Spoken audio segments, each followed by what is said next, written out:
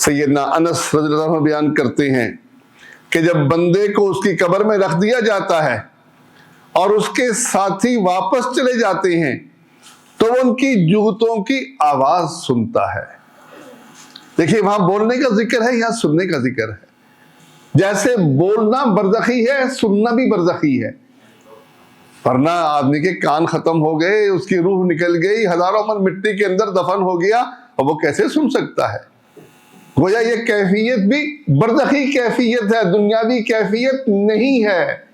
اگر یہ دنیاوی سننا ہوتا تو پھر اس بولنے کو بھی تو دنیاوی بولنا مانے، وہ بھی تو صحیح بخاری کی روایت ہے۔ تو اس کی آواز، وہ جوتوں کی آواز سنتا ہے۔ دو فرشتے اس کے پاس آتے ہیں اور اس سے پوچھتے ہیں کہ تم اس شخص محمد صلی اللہ علیہ وسلم کے بارے میں کیا کہا کرتے تھے؟ مومن گواہی دیتا ہے کہ وہ اللہ کے بندے اور اس کے رسول ہیں۔ فرشتے اس کو اس کا مقام دکھاتے ہیں، جہنم کا مقام، کہ تیرا یہ مقام جہنم میں تھا جس سے اللہ نے تجھے بچا لیا اور تجھے جنت کا یہ مقام دے دیا۔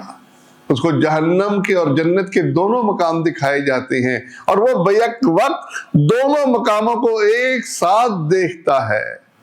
اور جو منافق یا کافر ہے، جب اس سے پوچھا جاتا ہے کہ تم اس شخص محمد کے بارے میں کیا کہتے ہو صلی اللہ علیہ وسلم، وہ کہتا ہے میں نہیں جانتا، میں تو وہی کچھ کہا کرتا تھا جو لوگ کہا کرتے تھے۔ فرشتے کہتے ہیں تم نے عقل سے کام نہیں لیا، تم نے حق بات کو سمجھنے کی کوشش نہیں کی، اور تم نے پڑھنے کی کوشش بھی نہیں کی، تم نے اللہ کی کتاب کو نہیں پڑھا۔ اسے لوہے کی ہتھوڑوں کے ساتھ مارا جاتا ہے، وہ چیختا اور چلاتا ہے، جن اور انس کے علاوہ اس کے قریب ہر چیز اس کو سنتی ہے۔ بخاری مسلم کی روایت ہے، بخاری کی 1374 نمبر حدیث ہے۔ دیکھیں یہ بٹھانا، یہ سوال و جواب، یہ بھی برزخی کیفیت ہے، یہ بھی ہماری عقل سے ماورا ہے۔ یہ نہیں کہ قبر کو کھول کے بیٹھے رہو اور دیکھو کب سوال جواب کرے گا، چلو بابا جی کو آخری دفعہ دیکھ تو لیں بولتے ہوئے فرشتوں سے کیا جواب دے رہے ہو۔ نہیں، یہ ہماری عقل میں آنے والی چیز نہیں ہے۔ جیسے وہ چلانا، بولنا ہماری عقل میں نہیں آتا، سننا عقل میں نہیں آتا، یہ سوال و جواب بھی ہماری عقل میں نہیں آتے۔ ایسے ہی سیدنا برا بن عازب رضی اللہ تعالیٰ عنہ بیان کرتے ہیں کہ جب انسان کو قبر میں رکھ دیا جاتا ہے، دو فرشتے اس کو بٹھا کر پوچھتے ہیں تیرا رب کون؟ وہ کہتا ہے میرا رب اللہ، اگر مومن ہے۔ پھر اسے پوچھتے ہیں تیرا دین کیا؟ وہ کہتا ہے میرا دین اسلام۔ پھر اسے پوچھتے ہیں کہ تمہارا نبی کون؟ تم اس شخص محمد کے بارے میں کیا کہتے ہو؟ وہ کہتے ہیں یہ اللہ کے بندے اور اس کے رسول ہیں، میرے نبی محمد ہیں صلی اللہ علیہ وسلم۔ آواز آتی ہے آسمان سے، میرے بندے نے صحیح کہا۔ فرشتے اس سے پوچھتے ہیں تمہیں یہ بات کس نے سمجھائی کہ اللہ رب ہے، نبی محمد صلی اللہ علیہ وسلم رسول ہیں اور اسلام میرا دین ہے، تمہیں کس نے بتایا؟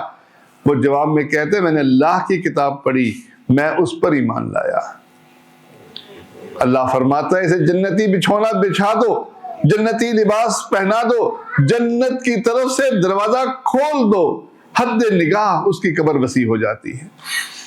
اور جب کافر سے پوچھا جاتا ہے کہ تیرا رب کون، تیرا نبی کون، تیرا دین کیا، وہ کہتا ہے ہائے ہائے مجھے کچھ معلوم نہیں، میں تو وہی کچھ کہا کرتا تھا جو لوگ کہا کرتے تھے۔ اللہ تعالیٰ فرشتے کہتے ہیں کہ تو نے کیا قرآن پر غور نہیں کیا؟ کیا تو نے عقل سے کام نہیں لیا؟